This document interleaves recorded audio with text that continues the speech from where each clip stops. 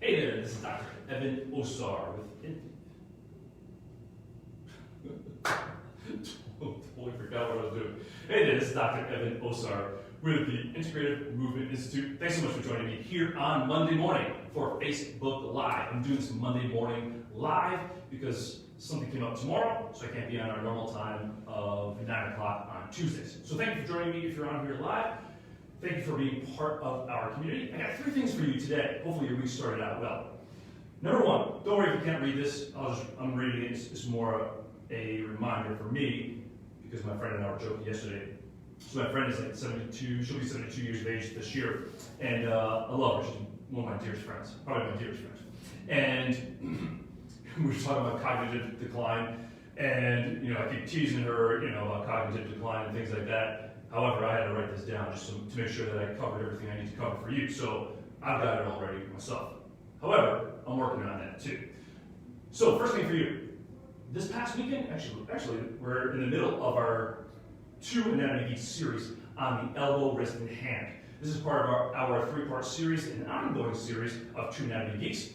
We're discussing strategies to help your clients with common issues like epicondylitis, medial lateral, tennis and golfer's elbow, because a lot of your clients are being more active this time of year, gardening, playing tennis, and or golf.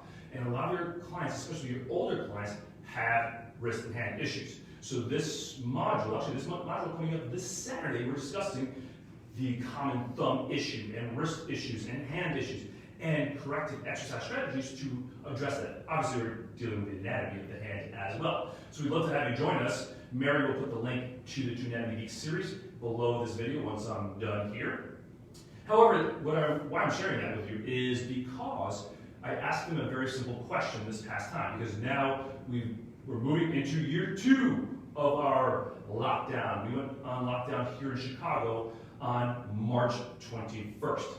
So now we're headed into year 2, and if you had told any of us or asked any of us, hey, will this last beyond a couple weeks or a month, we would all have said there's no way. But here we are heading into year 2.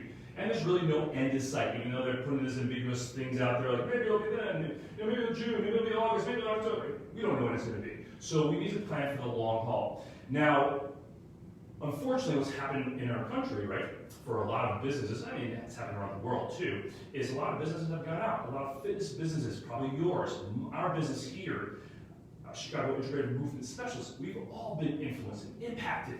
And maybe you haven't made the same amount of money. Maybe it's harder to differentiate yourself in the industry. Maybe it's harder to reach the right clients because now everybody's doing fitness and there's so much free fitness out there. So I gave our community, 2 Anatomy Geeks community, a challenge. And the challenge was this. They're going to come back this week and report back to me because I asked them to do homework, is I want you to define what you can be best in the world at. Because here's why you want to be best in the world at something. Because your clients that are in your system already and part of your programs, they already know, love, and trust you. That's why they're with you, and you probably had clients for many, many, many years.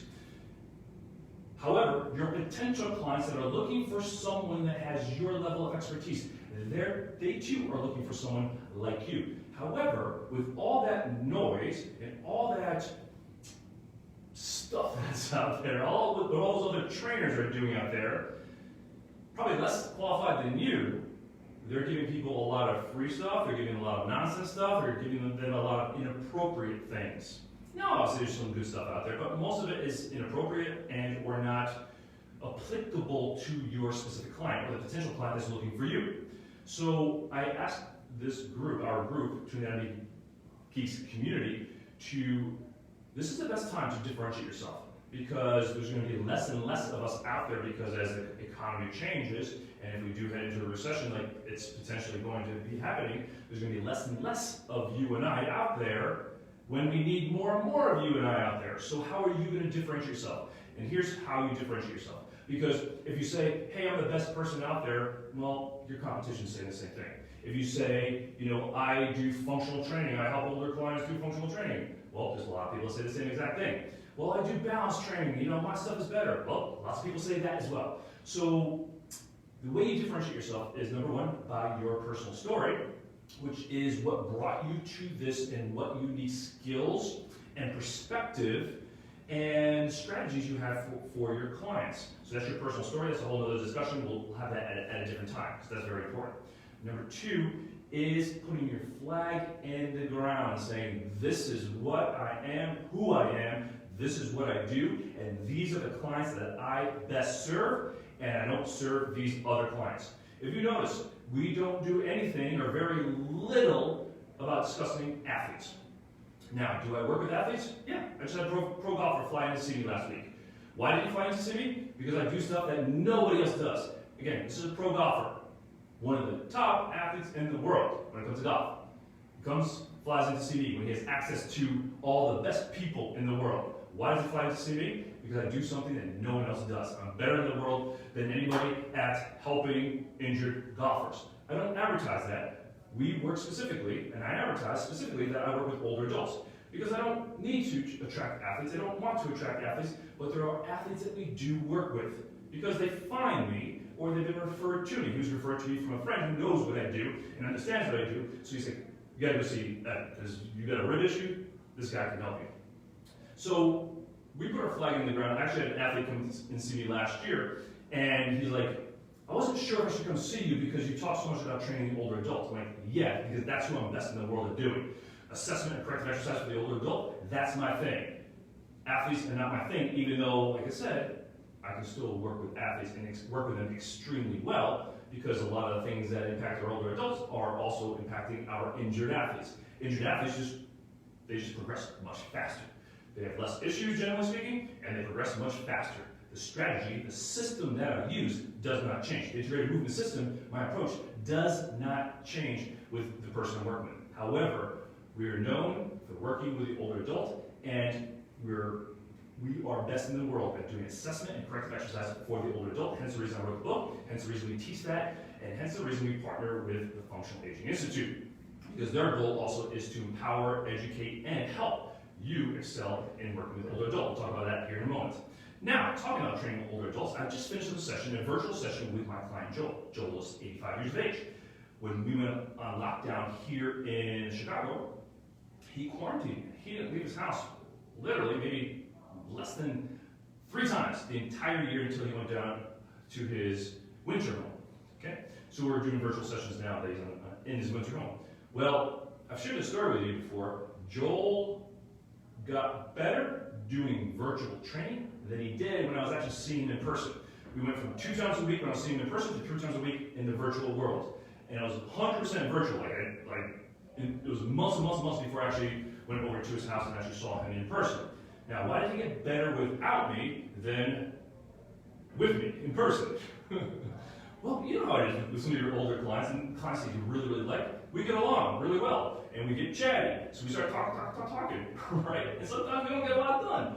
We get stuff done, but not when we were virtual. His wife is with him, overseeing his session, so we can't sit there and chat. And plus, in the virtual world, it's kind of hard to sit there and chat and have the same kind of connection and communication. So for the past year, I should say, for the past year, we've been doing 3 times a week virtually.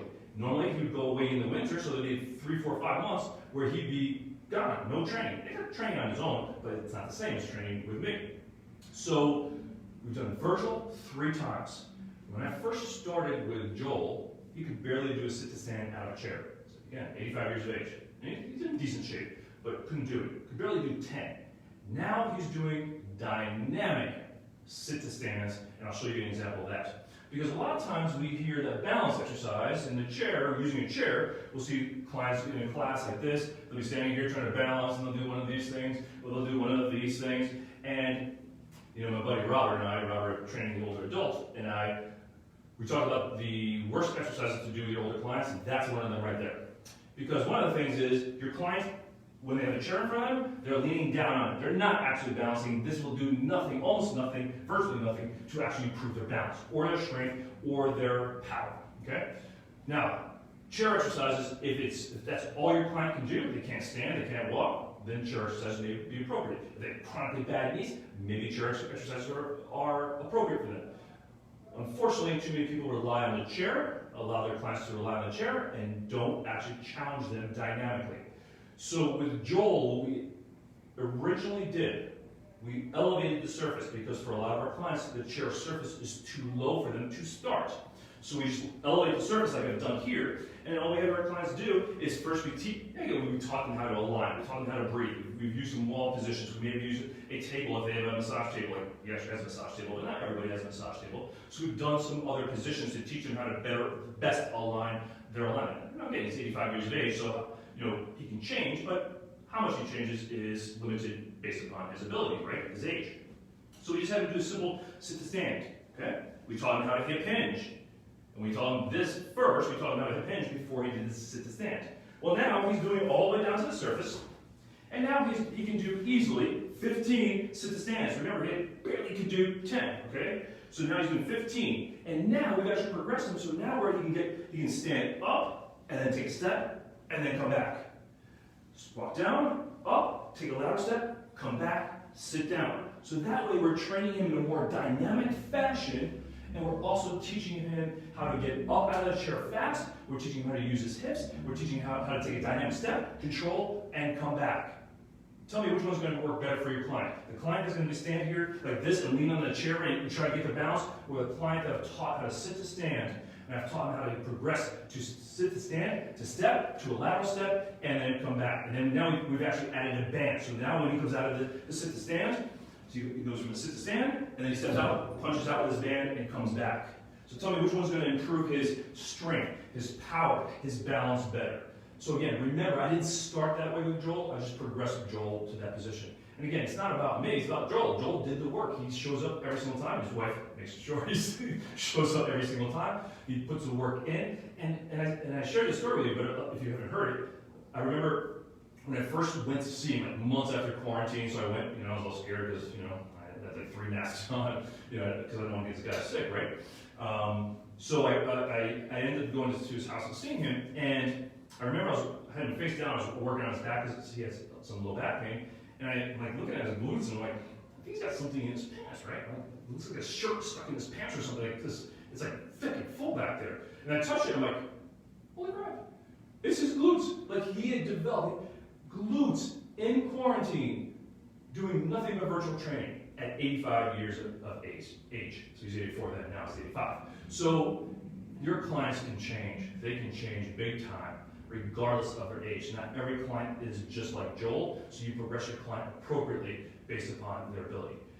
However, don't be afraid to challenge your clients, but work within the scope of their ability, and then challenge them to improve, just like Joel has, and your client will as well. And even if they can't do sit to stands, whatever progression you're using with them, challenge them and use the foundational system so that way you can assess them and monitor them and appropriately progress them. And in your clients, you'll be shocked at how much your clients improve.